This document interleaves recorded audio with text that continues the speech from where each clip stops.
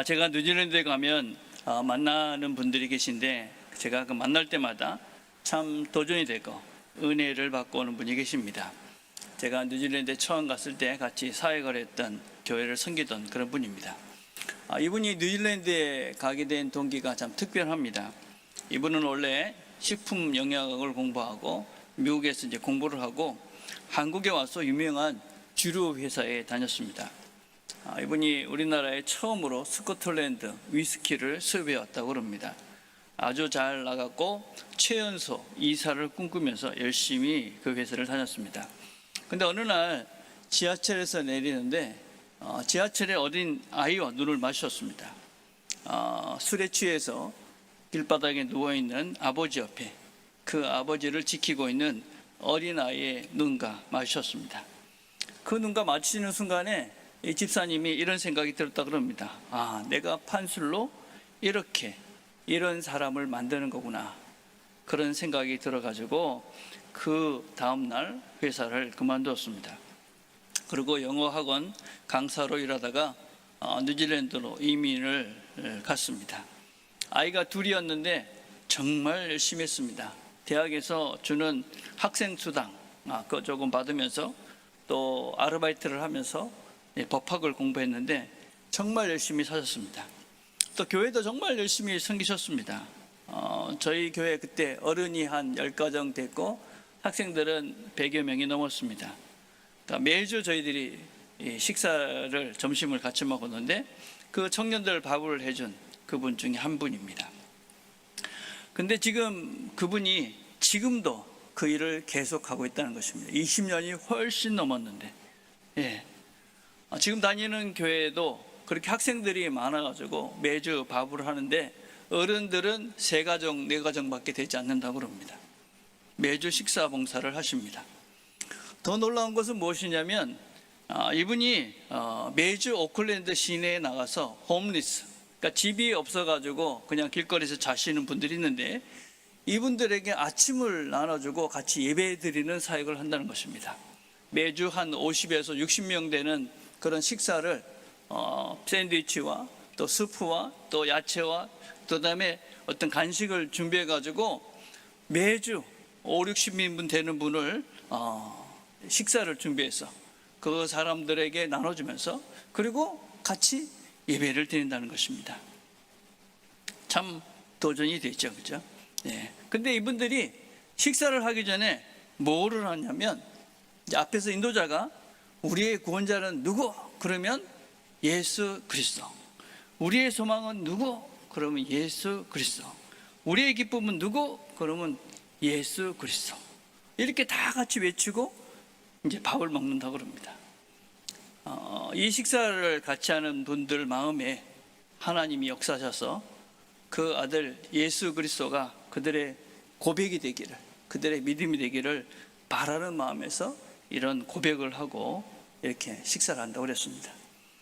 이 집사님이 이 얘기를 하시면서 예수 그리스도 그렇게 외치시는데 그 마음 안에 예수님을 얼마나 사랑하시는지 정말 그 외침 속에, 그 고백 속에 정말 제 마음이 정말 이분은 예수 그리스도를 진정 사랑하고 섬기며 살고 있구나, 큰 감동이 되었습니다.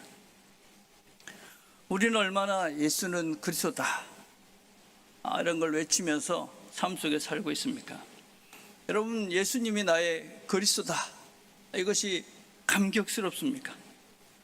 예수님이 나의 구원자가 되심이 정말 감격스러워서 내가 뭐든지 할 수 있을 것 같아. 어떻습니까? 이 시간 우리도 한번 해봅시다. 우리도 한번 해보려고 그러는데 제가 이제 우리의 구원자는 누구? 그러면 여러분들 이제 예수 그리스도 해보는 겁니다. 우리의 소망은 누구? 예수 그리스도 해보는 겁니다. 한번 해봅시다. 우리의 구원자는 누구? 우리의 소망은 누구? 우리의 기쁨은 누구? 우리의 소망은 누구? 진심이십니까? 여러분, 이 고백은 우리만 하는 것이 아니죠. 먼저는 이 고백을 하나님이 듣습니다. 하나님이 듣고 우리가 입으로 시인하여 구원에 이르고 마음으로 믿어 의에 이른다 그랬습니다. 여러분의 고백을 하나님이 듣습니다. 또 누가 듣습니까? 사단도 듣습니다. 사단도 듣습니다. 여러분의 이 고백을 사단도 듣는다. 또 누가 듣습니까? 나도 듣습니다. 나. 내가 이 고백을 하면서 내 마음속에 예수는 그리스도다 라는 그 믿음이, 그 반석이 내외에 세워지는 겁니다. 한번 우리가 이런 고백을 다시 한번 해봅시다. 정말 여러분의 마음을 담아서 한번 여러분의 고백을 외쳐보는 것입니다. 다시 해봅시다. 우리의 구원자는 누구? 우리의 기쁨은 누구? 우리를 고치시는 분은 누구? 우리를 고치시는 분이 누굽니까? 우리를 보호하시는 분은 누구? 우리의 참 위로자는 누구? 여러분의 그 고백이 실제가 되기를 축복합니다. 여러분의 삶 속에서 우리 예수 그리스도께서 우리의 삶을 구원해 주시고 우리를 치유해 주시고 우리를 위로해 주시고 우리에게 새로운 생명, 새로운 삶을 살게 해줄 것을 믿고 그분을 고백하며 사는 저와 여러분 되기를 축복합니다. 여러분, 주님께서 우리를 부르셨습니다. 예수께서 서서 외쳐 이르시되 누구든지 목마르거든 내게로 와서 마시라. 나를 믿는 자는 성경의 이름과 같이 그 배에서 생수의 강이 흘러나오리라. 서서 목마른 자들아 다 내게로 나오라. 누구를 부르느냐? 목마른 자들입니다. 구원의 목마른 자들, 소망의 목마른 자들, 생명의 목마른 자들, 고침의 목마른 자들, 위로의 목마른 자들, 하나님의 힘이 필요한, 하나님이 필요한 그 목마른 자들을 주님께서 오늘 이 자리에 부르셨습니다. 오늘 본문도 마찬가지입니다. 오늘 본문도 하나님께서 그 오래전부터 우리를 부르셨습니다. 오라 너희 모든 목마른 자들아 물러 나오라. 돈 없는 자도 오라. 오라 이렇게 번역을 하고 있는데 이거는 무슨 말이냐면 화 있을진저 화가 너희들에게 임했다 그런 의미를 담고 있습니다. 심판의 때가 왔다. 너희들 지금 목마른 이 상태, 지금 너희들 심판의 때다 그 말입니다. 여러분, 이게 무슨 말이냐면 이 이사야서의 말씀을 듣고 있던 사람들은 바벨론의 포로로 잡혀있던 사람들입니다. 70년 가까이 포로 생활을 했어요. 그 사람들이 거기에 살면서 자기가 누군지를 모르는 것입니다. 자기의 정체성을 잃어버리고 우상을 섬기고 엉뚱한 곳에 자기의 마음을 두고 살았습니다. 그들이 목마른 상태였다는 것이죠. 2절을 보니까 이렇게 말합니다. 너희가 어찌하여 양식이 아닌 것을 위하여 은을 달아주며 배부르게 하지 못할 것을 위하여 수고하느냐. 수고하여도 별 소득이 없는, 그리고 그것을 먹을 수도 없는 그 양식을 위해서 그들이 열심히 수고를 하고 있다는 것입니다. 지금 목말라서 죽을 상태에 있는데 그 물을 찾아서 물을 구해야 되는데 지금 아무 쓸데없는 것을 추구하면서 그것을 해서 수고하고 애쓰고 있다는 것입니다. 결국 목말라서 죽게 될 수밖에 없는 그런 인생을 지금 살고 있다. 너희들 지금 심판의 때가 왔다. 그렇게 말씀하고 있는 것입니다. 우리는 오늘 이 자리에 무엇이 목이 말라서 이 자리에 나오셨습니까? 이 예배당에 오신 여러분들은 진짜 무엇이 갈증을 느끼고 오셨습니까? 나는 별로 목마르지 않아. 그런데 여러분, 의학적으로 흥미로운 것이 무엇이냐면 심한 탈수 상태에 있는 사람은 오히려 갈증을 잘 못 느낀다. 부족함이 없다는 것입니다. 몸에 신호를 하는 그 기능 자체가 무너졌다는 것입니다. 정말 위험한 것은 무엇이냐? 목마른 상태인지를 알지 못하는 것입니다. 내가 지금 곧 죽을 것인데, 목이 말라서 죽을 수밖에 없는 상태인데 그걸 모르고 괜찮다고 살아가는 것입니다. 엉뚱한 곳에 수고하고 애쓰면서 이제 곧 죽을 것인데. 우리의 영혼도 마찬가지입니다. 우리는 하나님에 대한 갈증이 있어야 됩니다. 여러분이 살아가시는 이 순간순간마다 내가 하나님에 대한 갈증이, 내가 이렇게 살아서는 안 되지, 이렇게 내가 허비하면서 쓸데없는 곳에 시간을 낭비하면서 이렇게 살아서는 안 되지, 스스로가 그런 마음이 있으시다면 여러분은 정상인 것입니다. 그것이 바로 하나님께서 우리를 부르시는 소리입니다. 목마른 자들, 주님께서 부르십니다. 주님께서 그렇게 부르시고 주님께 나온 자들은 하나님께서 오늘 세 가지를 주신다고 그럽니다. 먼저 물을 마시라 이야기합니다. 물이 무엇이냐? 물은 요한복음 7장 39절에 보면 이는 그를 믿는 자들이 받을 성령을 가리켜 말씀하신 것이라. 물을 주겠다 그렇게 말씀하셨는데 그게 물이 뭐냐? 성령이다 이것입니다. 성령님은 하나님이시죠. 하나님을 주시겠다. 너희들 하나님께 나오면 하나님을 너희 안에 부어주겠다. 하나님을 인식하며 하나님과 함께 살 수 있도록 그렇게 너희 안에 이 성령님을 부어주겠다. 그 전에 죽을 수밖에 없는 그 길을 가던 너희들이 이제 하나님과 함께 새로운 생명의 길을 걸어갈 수 있는 존재로 그렇게 이 성령을 주시겠다. 성령에 목말라 하셔야 합니다.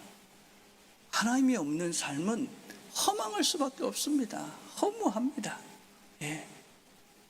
인생 그렇게 길지가 않습니다. 여러분. 하나님이 없는 인생은 허무하고 허망하고 죽음으로 끝납니다. 근데 그 생명은 기쁨으로 이어집니다.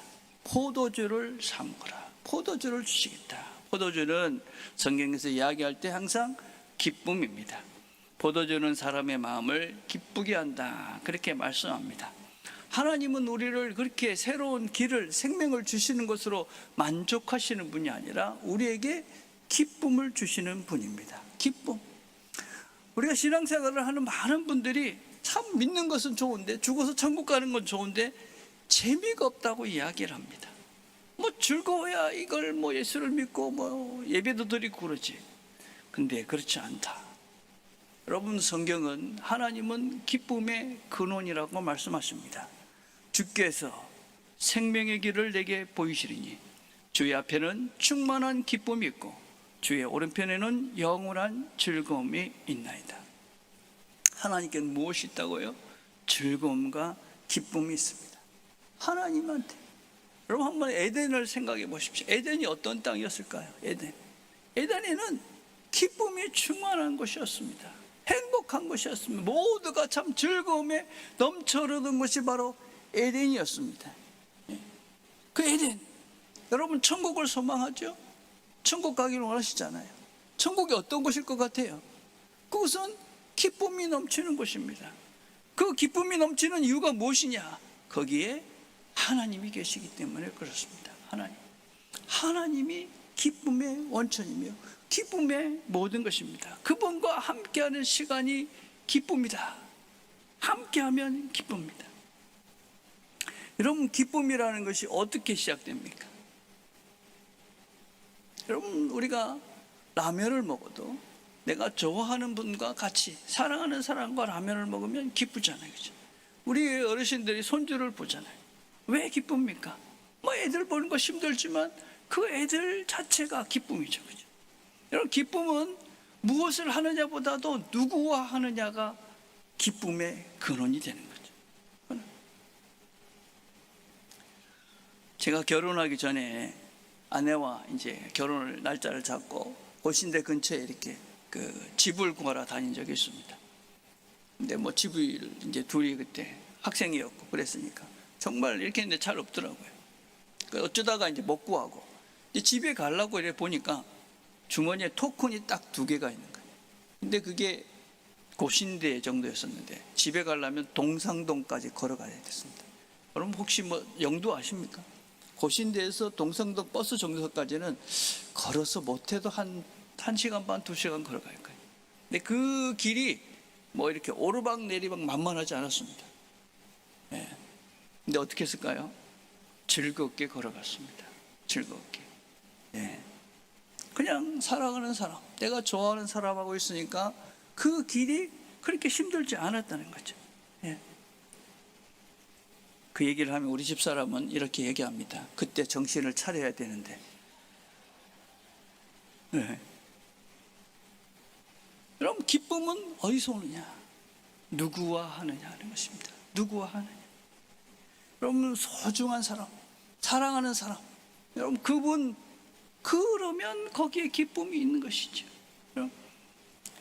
여러분 바울을 보십시오. 바울이 이렇게 말합니다. 끝으로 나의 형제들아, 주 안에서 기뻐하라. 여러분 바울이 뭐라고 얘기하냐면 주 안에 있으면 기쁠 수 있다, 그렇게 이야기하는 것입니다. 주 안에 있으면 기쁘다. 너희들이 왜 기쁨이 없는지 아느냐? 주 안에 주님과 함께 있지 않기 때문에 그러자. 기쁨의 근원이 되시는 그분과 함께 하지 않으니까 기쁨이 없는 것이죠. 그러면서 이렇게 말합니다. 그러나 나도 육체를 신뢰할 만하며 만일 누구든지 다른 이가 육체를 신뢰할 것이 있는 줄 생각하면 나는 더욱 그러하니라.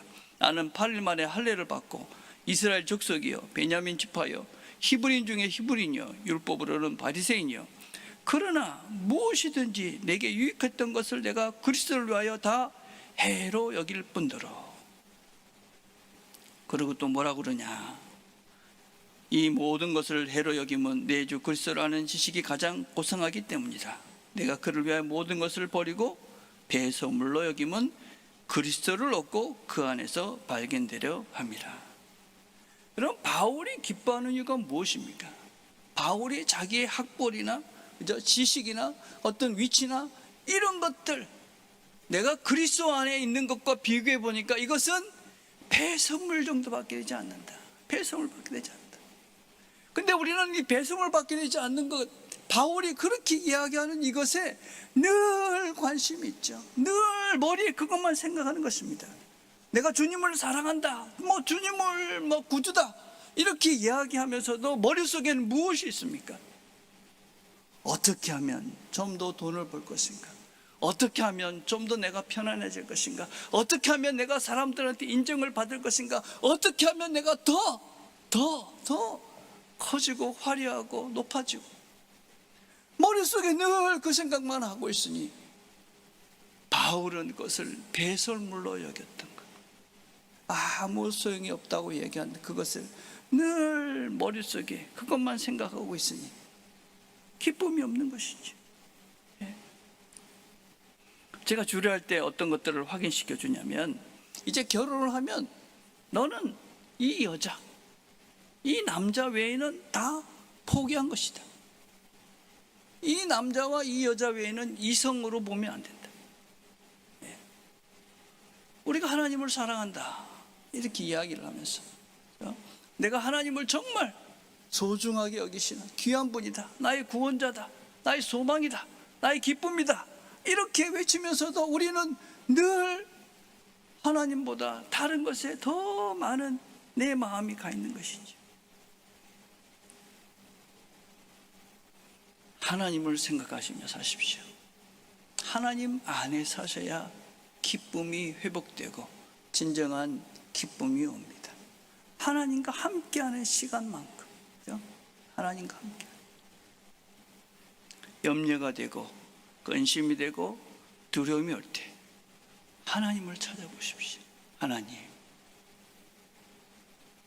하나님께서 괜찮다, 그렇게 말씀하시는 주의 음성을 들으시며 사십시오.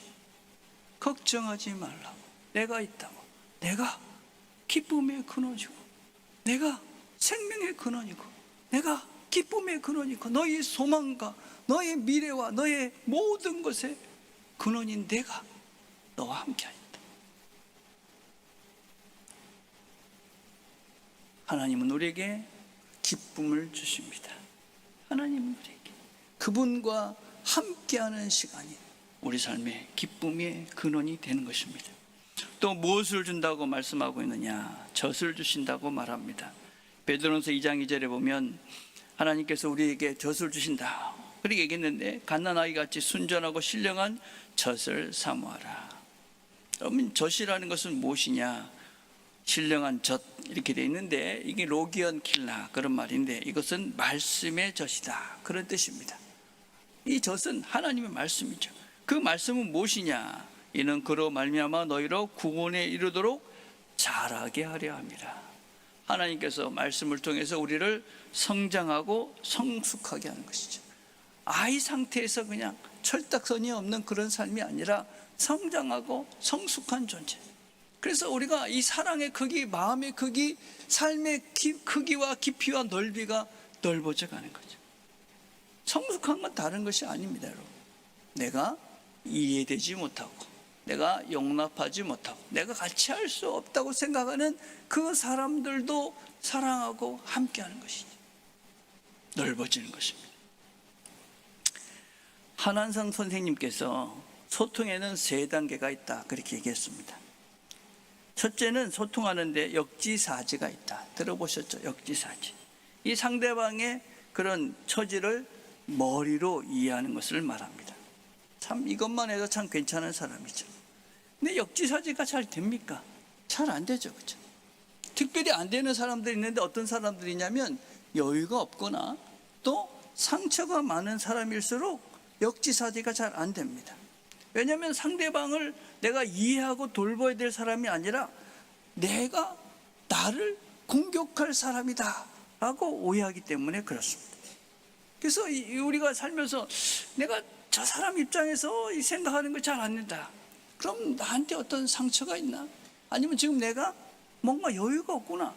이런 걸 생각하시면 여러분의 상태가 맞다고 보시면 됩니다. 근데 우리는 대부분이 다 상처가 있지 않습니까? 그렇죠? 다 상처가 있죠. 다 살다 보면 여유가 없습니다. 근데 하나님 말씀은 나를 확장해주고 확대해줍니다. 저 사람은 왜 그래? 그런 사람이 많을수록 저 사람하고는 난 도대체 같이 할 수 없어. 성장하지 않은 것입니다. 하나님 말씀을 제대로 안 받고 있는 것입니다. 하나님 말씀을 받으면 확장됩니다. 그래서 역지사지를 넘어서 역지감지의 단계가 됩니다. 역지감지. 그것은 무엇이냐면 저 사람의 그런 처지가 내 마음에 와닿는 것입니다. 그 감정이 내 마음에 그대로 받아들이는 거죠. 이게 정말 어렵죠, 그렇죠? 사람들이 짜증을 냅니다, 그렇죠? 화를 냅니다. 그럼 왜 화를 내? 왜 짜증을 내? 그런 게 아니라 짜증 내는구나, 화를 내는구나, 그게 받아들여요. 잘 안 되죠, 그렇죠? 어렵죠, 그렇죠? 왜 짜증을 내냐? 왜 그렇게 그러느냐? 정말 어렵더라고요. 근데 그 다음 단계가 있습니다. 역지식지라는 말이 있습니다. 음식을 함께 먹는다. 그 말은 함께 행동한다 하는 것입니다. 내가 이해가 되지 않아도 저 사람 입장을 생각하면서 같이 밥을 먹는 것, 같이 행동하는 것을 말합니다. 교회에서 뭐 하자 이러면은 내가 이해가 되지 않아도, 그렇죠? 마음이 동하지 않아도 함께하는 사람도 있는 반면에 그걸 왜 해? 그래서 딱 끊는 사람들도 계시죠, 그렇죠? 저 사람이 국수 먹으니까 아이고 국수가 먹고 싶은갑네, 같이 국수를 먹어주고, 그렇죠? 저 사람이 걸어가니까 아이고 걷기를 원하는갑네, 그래서 같이 걸어가지고. 이게 역지식지라는 것입니다. 우리가 2단계까지 가야 됩니다. 예수님이 그랬던 것이죠. 예수님께서 우리를 다 이해하시고 다 하시고 그런 것이 아니죠. 그냥 우리를 사랑하시기에 우리 자리로 내려오신 것이죠. 하늘의 모든 것들을 버리고 이 땅에 오셔서 나와 함께 먹고 마시며 나와 동행하시는 그분이 바로 우리 구주 예수 그리스도 그분이시죠. 하나님 우리를 그 자리로 이끌어 가시는 겁니다. 그 자리로. 우리가 말씀을 하나님께서 주십니다. 그 말씀을 잘 먹으면 우리는 그 자리까지 간다. 넉넉하고 너그럽고 역지사지의 단계를 넘어서 역지식지의 단계. 저 사람이 하길 원하니까 내가 기꺼이 기쁜 마음으로 갈 수 있는 단계. 우리가 가야 될 목적지인 것이죠. 근데 하나님께서 이것을 우리에게 어떻게 준다고 말씀하십니까? 돈 없는 자도 오라. 너희는 와서 사 먹되 돈 없이 값없이 와서 포도주와 젖을 사라. 돈이 없는데 그냥 먹는데 뭘 사는 것입니까? 그것은 이미 다 치렀다 그 말입니다. 값없이, 값이 없다, 가치가 없다는 것이 아니죠. 이미 다 냈다. 그래서 이사야 53장에 이렇게 말하죠. 그가 찔림은 우리의 허물 때문이요 그가 상함은 우리의 죄악 때문이라. 그가 징계를 받음으로 우리는 평화를 누리고 그가 채찍에 맞음으로 우리는 나음을 받았도다. 하나님께서 이미 다 치렀다.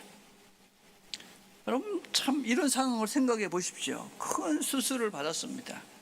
그래도 회복실에서 깨어났습니다. 그 정신이 들자마자 생각나는 것이 이 치료비를 어떻게 할까? 그런데 그걸 막 걱정하고 있는데 그 간호사가 와서 환자분 비용 걱정은 안 하셔도 됩니다. 다 결제되었습니다. 누가요? 당신을 사랑하는 분이 다 결제했습니다. 여러분 그러면 그 사람이 해야 될 게 무엇입니까? 돈을 마련하는 것입니까? 네. 여러분 그걸 받아들이고 그렇죠? 이제 내가 그 사람이 왜 내 이 모든 비용을 다 치렀는지를 생각하면서 그렇죠? 그리고 그가 원하는 그 삶을 살아가야 됩니다. 여러분 십자가가 그런 것입니다. 우리의 모든 죄, 내가 이런 죄를 졌어, 저런 죄를 졌어. 그래서 이걸 해서 내가 기도를 해서 예배를 해서 하나님께 갚아야 그게 아닙니다, 여러분. 다 하나님께서 치러주셨어요. 이제 우리는 뭘 해야 되냐? 주님이 원하시는 대로 말씀을 듣고 말씀을 따라 살면서 기쁘게 성장하고 성숙하고 이렇게 살기를 원하시는 것이 하나님의 뜻인 것입니다. 그죠? 우리의 오해가 무엇이냐면요, 우리의 착각은 우리가 뭔가를 할 수 있다고 착각을 하는 거예요. 내가 뭘 해야 된다. 우리가 할 수 있는 존재들이 아닙니다. 성경이 그래서 뭐라고 말씀하시냐? 심령이 가난한 자들이 복이 있는 것입니다. 나는 할 수 없어. 그래서 어떻게 됩니까? 하나님 손에 자꾸 맡기는 겁니다. 하나님 손, 하나님 손. 내가 붙잡고 있는 내 아들을, 내가 붙잡고 있는 내 삶의 문제를, 내가 붙잡고 있는 내 가족의 문제를, 내 질병을, 이 붙잡고 있는 이 손을 펴서 하나님을 붙잡는 것입니다. 이걸 내려놓고 하나님을 붙잡고 사는 것입니다. 하나님이 다 해주신다고 그랬으니까. 이게 우리는 은혜라고 그럽니다. 은혜. 하나님이 다 해주셨다. 그래서 우리는 하나님만 붙잡고 살면 되는 것이죠. 기쁨의 근원이 되는. 우리가 이것을 어떻게 먹고 마실 수 있다고 또 이야기하느냐? 본문이 이렇게 말합니다. 너희는 내게 듣고 들을지어다. 그리하면 너희가 좋은 것을 먹을 것이며 너희 자신들이 기름진 것으로 즐거움을 얻으리라. 너희는 귀를 기울이고 내게로 나와 들으라. 그리하면 너희 영혼이 살리라. 뭐하라고 그럽니까? 들으라. 들으라는 말이 3번이나 나옵니다. 지경이 이렇습니다. 듣기를 들으라. 정말로 들으라. 제대로 좀 들으라. 그 말입니다. 하나님 지금 간절하신 것이죠. 여러분이 듣는다는 말은 단순한 소리로 듣는 것이 아닙니다. 이 말은 우리가 잘 아는 샤마입니다. 샤마. 그 말은 무슨 말이냐면, 여러분 이스라엘 말 중에는 순종이라는 말이 없습니다. 이 샤마라는 말 자체가 순종입니다. 듣는다 하는 것은 말씀대로 순종한다 하는 것을 의미합니다. 우리가 순종하지 않는다, 말씀대로 살지 않는다 하는 것은 안 들은 거하고 똑같다. 근데 안 들으면 어떻게 됩니까? 죽습니다, 여러분. 죽어. 영원히 하나님 말씀을 안 들으면 죽는다. 여러분 우리 영화를 보셨던 분 계시겠지만 타이타닉이라는 영화 보셨죠, 그죠? 그 영화를 보면 그 사고는 해상 사고 중엔 최고 많은 사람이 죽은 사고입니다. 원래 그 타이타닉에 타고 있던 사람이 한 2,200명 정도가 된다고 합니다. 근데 그 사고로 죽은 사람이 1,500명 정도가 됐습니다.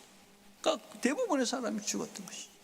근데 놀라운 것은 무엇이냐면 그 사고가 나기 그 전날부터 그날까지 6번이나 전보가 왔다는 겁니다. 지금 바로 너희가 가는 그 행로에 큰 얼음덩어리가 있다. 빙산이 있으니까 거기를 피해가라는 전보를 6번이나 받았다는 것입니다. 6번. 마지막 경고를 보냈던 캘리포니아호의 무선사가 타이타닉 통신사에게 전달했습니다. 지금 너희 앞에 큰 빙산이 있다. 위험하다. 그러니까 이 통신사가, 이 타이타닉에 타고 있던 통신사가 뭐라 그랬냐면 Shut up! I am busy. 입 닥쳐, 나 지금 바쁘단 말이야. 이렇게 대답을 했다고 그럽니다. 근데 이 정보를 받은 사람이 필립스라는 분인데 게으른 사람이 아니었습니다. 이 사람은 사실은 이 무전기가 고장이 나가지고 그동안 며칠 동안 무전이 안 왔던 정보가 막 오고 있었던 것입니다. 그러니까 그 무전, 새로 오는 그 무전 그거를 갖다가 정보를 받는다고 정신없이 바쁜 거예요. 그런데 거기서 너 앞에 지금 큰 빙산이 있어, 그런 소리가 들렸는데 너무 바쁘다 보니까 지금 정신없이 바쁘다니까 입 닥쳐, 지금 내가 얼마나 아픈 줄 알아? 그리고 그 경고를 무시했습니다. 40분 후에 타이타닉은 이 빙산에 부딪혀서 1,500명이나 되는 사람이 목숨을 잃었습니다. 온천천에 비가 오면 경고를 하죠, 그죠? 시끄러울 정도로 경고를 해요. 그런데 어떤 분들은 그 말을 안 듣고 온천천을 걷습니다. 비가 온다고 그렇게 하지 말라고 그러는데도 안 들으면 어떻게 되느냐? 죽는 것입니다, 여러분. 죽는다. 여러분, 우리 몸도 말을 하잖아요. 우리 몸, 이제는 그만 쉬어라, 그만 염려해라, 그만 먹으라, 이렇게 우리 몸이 이야기하잖아요, 그죠? 잘 들으셔야 됩니다. 말을 할 때 들어야 되죠. 하나님 말씀은 더 잘 들으셔야 됩니다. 우리 영혼이 죽습니다. 3절을 자세히 보시면 귀를 기울이고, 이 귀를 기울인다 하는 것은 몸을 앞으로 이렇게 굽혀서 이야기한 상태를 말합니다. 여러분, 잘 안 들리면 어떻게 합니까? 몸을 앞으로 이렇게 굽어서 잘 들려게 애를 쓰죠. 잘 안 들리면 어떻게 합니까? 여러분, 옆에 있는 사람과 이야기하면서 잘 안 들리면 어떻게 합니까? 텔레비도 끄고 주변에 있는 모든 것들을 끄고 무슨 말이야 하고 듣지 않습니까? 그죠? 무엇을 먼저 들어야 되는지 우리가 분별하고 무엇을 먼저 들어야 되는지. 여러분, 타이타닉에 있는 이 무선사 필립스가 무엇을 먼저 들어야 했습니까? 무엇을? 잘 안 들리죠, 여러분. 하나님이 나에게 말씀을 잘 안 들린다. 이유가 있습니다.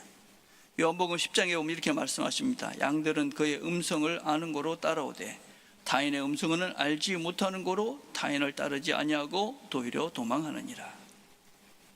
양이 목자의 음성을 알아듣는 것이 태어날 때부터 알아듣는 것은 아니었습니다. 왜 이 양들이 목자의 음성을 잘 듣느냐? 다른 것이 아니죠. 많이 들었기 때문에 그렇습니다. 매일 그 목소리를 들으니까 이리 오라 저리 오라 이 얘기를 계속 들으니까, 그러니까 양들도 목자의 음성을 분별해내는 것입니다. 어머니들은 아기의 울음을 그렇게 다 구별합니다. 그죠? 이게 배가 고픈 것인지 아파서 오는 것인지, 그죠? 졸려서 오는 건지 알죠, 그죠? 우리가 들으면 다 똑같은데 엄마는 알아요. 왜 그렇습니까? 사랑의 마음으로 간절히 듣기 때문에 그렇습니다. 우리가 하나님의 음성을 잘 못 알아듣겠다, 잘 못 듣는다, 하나님이 말씀을 안 하시거나 하나님이 조용히 말씀하셔서 그런 것이 아닙니다. 우리가 하나님 말씀을 진심으로 듣지 않기 때문에 그렇습니다. 하나님 말씀을 진심으로 듣는가? 듣고 여러분 이 자리에서 듣고 그 말씀대로 살아가느냐의 문제입니다. 아무리 교회에 오셔서 이 설교를 듣고 아무것도 하지 않으신 것은 듣지 않는 것과 똑같은 것입니다. 그렇게 안 들으니까 하나님 말씀에도 들리지가 않습니다. 여러분, 그러면서 본문은 이렇게 말합니다.